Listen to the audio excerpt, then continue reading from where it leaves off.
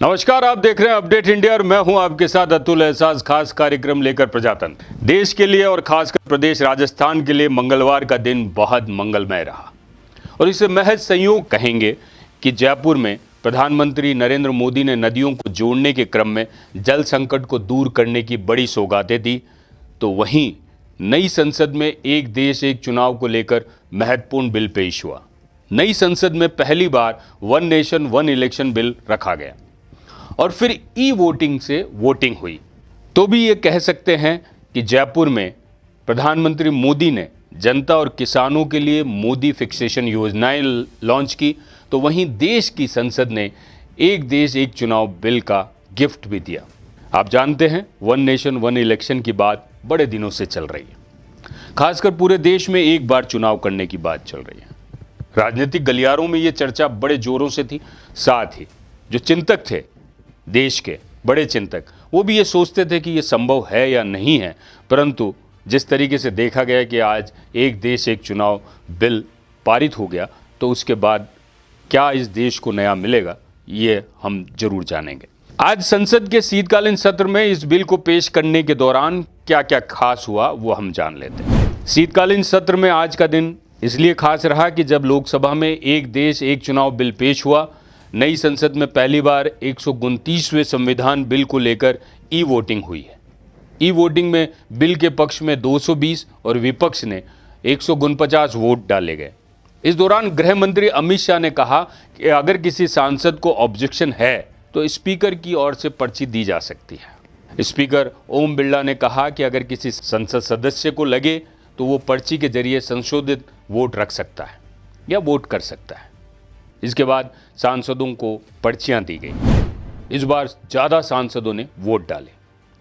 दूसरी बार बिल के पक्ष में 269 और विपक्ष में 198 मत पड़े। ऐसा होने के बाद दोपहर 1:15 बजे कानून मंत्री अर्जुन राम मेघवाल ने दोबारा बिल पेश किया। गृह मंत्री अमित शाह ने कहा कि बिल जब कैबिनेट में आया था तब प्रधानमंत्री मोदी ने कहा था कि इसे संयुक्त संसदीय समिति यानी जेपीसी को भेजना चाहिए। सोचिएगा, ये सारी चीज़ें आप देखिए, क्योंकि हर चीज़ का अपना एक तरीका होता है, उसी तरीके से ये बिल भी पेश होते हैं और कानून मंत्री ऐसा प्रस्ताव कर सकते हैं। स्पीकर ओम बिरला ने कहा कि पहले भी सारी व्यवस्था दी है और आज भी दे रहे हैं, पुरानी परंपरा भी सभी को बताई गई है। मंत्री जी ने ये भी कह दिया था कि जेपीसी गठित होगी, जेपीसी के समय व्यापक चर्चा होगी और सब दल के सदस्य होंगे।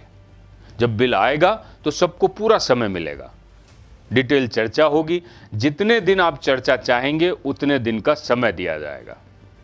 ये खासकर अमित शाह की तरफ से बात। एक देश एक चुनाव पर राजनीतिक दलों के सुर भी अलग अलग सुनाई दिए साहब। कानून मंत्री अर्जुन राम मेघवाल ने यह बिल सदन में पेश करने का प्रस्ताव किया। कांग्रेस से लेकर तमाम विरोधी गुट ने विरोध की बात की। कांग्रेस सांसद प्रियंका गांधी ने इसे संविधान विरोधी बताया।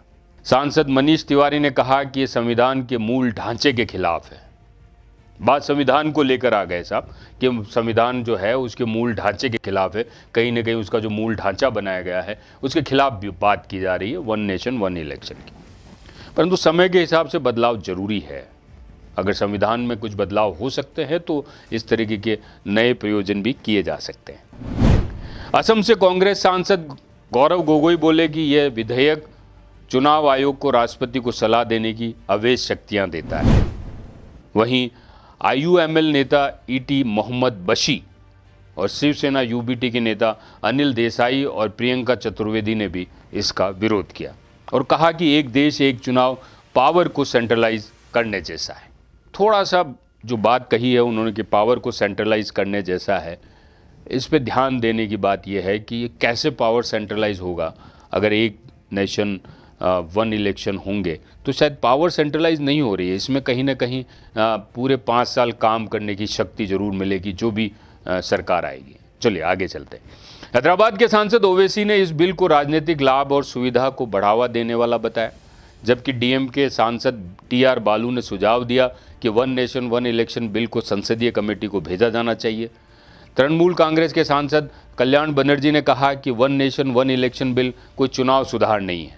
इसके साथ ही सपा के धर्मेंद्र यादव ने कहा कि मैं ये नहीं समझ पा रहा हूँ कि 2 दिन पहले संविधान बचाने की बात की जा रही थी और अब संविधान के मूल ढांचे को बदलने के लिए विधेयक लाया गया है।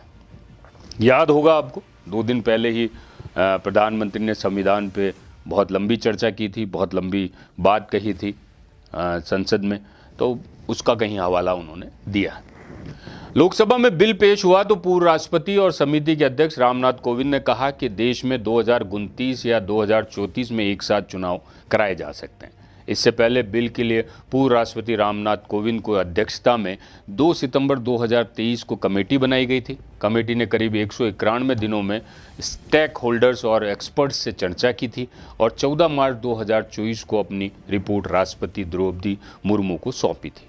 एक देश एक चुनाव बिल को लागू करने के लिए संविधान संशोधन के जरिए संविधान में एक नया अनुच्छेद जोड़ने और 3 अनुच्छेदों में संशोधन करने की व्यवस्था होगी। ये जरूर समझ लीजिएगा सर कि किस तरीके से वन नेशन वन इलेक्शन हो सकता है कि संविधान के अंदर संशोधन होना है जिसमें करीब एक नया अनुच्छेद भी जुड़ेगा और 3 अनुच्छेदों में संशोधन होंगे, जो खासकर इससे रिलेटेड जितने भी अनुच्छेद हैं उनमें संशोधन होगा। सरकार इस मुद्दे पर आम सहमति बनाना चाहती है, लिहाजा बिल को ज्वाइंट पार्लियामेंट्री कमेटी यानी जेपीसी को भेजे जाने की संभावना है। कोविंद कमेटी ने जो सिफारिश दी उसके अनुसार कोविंद कमेटी ने दी ये सिफारिशें जो खासकर दी थी वो इस तरीके से हैं। सभी राज्यों की विधानसभाओं का कार्यकाल लोकसभा चुनाव 2029 तक बढ़ाया जाए। हंग असेंबली नो कॉन्फिडेंस मोशन होने पर बाकी के कार्यकाल के लिए नए सिरे से हो सकते हैं चुनाव। पहले फेज में लोकसभा विधानसभा चुनाव एक साथ कराए जा सकते हैं। दूसरे फेज में 100 दिनों में लोकल बॉडीज के इलेक्शन कराए जा सकते हैं। चुनाव आयोग लोकसभा विधानसभा स्थानीय निकाय चुनाव के लिए राज्य चुनाव अधिकारियों से बात करेगा। परामर्श से सिंगल वोटर लिस्ट और वोटर आईडी कार्ड तैयार होंगे। ये वोटर आईडी कार्ड का भी एक अपना अलग से मसला होगा और सिंगल वोटर लिस्ट तैयार होगी। एक साथ चुनाव के लिए उपकरणों, जनशक्ति और सुरक्षा बलों की एडवांस प्लानिंग भी होगी। एक देश एक चुनाव में ये सब होगा, जो कि खासकर ये बिल पूरे देश में एक चुनाव कराने की राह खोलता है। केंद्रीय मंत्रिमंडल ने इस महीने में वन नेशन वन इलेक्शन विधेयक की मंजूरी दी है। बीजेपी और उसके सहयोगी दल विधेयक के समर्थन में हैं और केंद्रीय मंत्रिमंडल ने सितंबर में एक साथ चुनाव कराने संबंधी उच्च स्तरीय समिति की सिफारिशें की थी। इस समिति की अध्यक्षता पूर्व राष्ट्रपति रामनाथ कोविंद ने भी की। कहा जा रहा है कि एक देश एक चुनाव बिल पारित कराना सरकार के लिए आसान नहीं है, क्योंकि बिल लोकसभा में पेश हो गया है। संसद में राष्ट्रीय जनतांत्रिक गठबंधन यानी एनडीए के पास 2/3 बहुमत नहीं है। संविधान संशोधन के लिए विशेष बहुमत की आवश्यकता होती है। ऐसे में दोनों सदनों में सदस्यों का 2/3 बहुमत होना चाहिए और मतदान में 50% से ज़्यादा वोट होने चाहिए। जबकि एनडीए के मुश्किल ये है कि इंडिया गठबंधन के लिए सभी दल एक देश एक चुनाव के खिलाफ है। इसके साथ ही लोकसभा की 543 सीटों में एनडीए के पास 292 सीटें हैं। 2/3 बहुमत के लिए 362 का आंकड़ा जरूरी है। वहीं राज्यसभा की 245 सीटों में एनडीए के पास अभी 112 सीटें हैं। वहीं 6 मनोनीत सांसदों का भी उसे समर्थन प्राप्त है, जबकि विपक्ष के बाद 85 सीटें हैं। 2/3 बहुमत के लिए 164 सीटें उनको चाहिए। तो ये जिस तरीके से बताया जा रहा था कि वन नेशन वन इलेक्शन की बात है, जिस तरीके से आज बिल रखा गया सदन के पटल पर और बहुत सारी बातें हुई, विपक्षी ने अपने तरीके से अपना मत रखा, पक्षकारों ने अपना मत रखा और खासकर अमित शाह ने कहा कि इस पर चर्चा करना जरूरी है और अगर आप चाहते हैं चर्चा की जाए। एक बात और भी है, क्या इस देश में एक साथ सारे चुनाव होने चाहिए? जिस तरीके से बात की गई, रामनाथ कोविंद ने जिस तरीके से पूरी रिपोर्ट दी है कि एक साल ऐसा नियुक्त किया जाए या जिस तरीके से 2029 या 2034 की बात की उन्होंने, कि कहा कि उस समय में चुनाव किए जा सकते हैं, एक चुनाव एक देश के अंदर, तो ये होना चाहिए। क्योंकि अगर आपको बेहतर विकास चाहिए इस देश का तो इसमें कहीं ना कहीं हम चुनाव की प्रक्रियाओं से बाहर निकलें।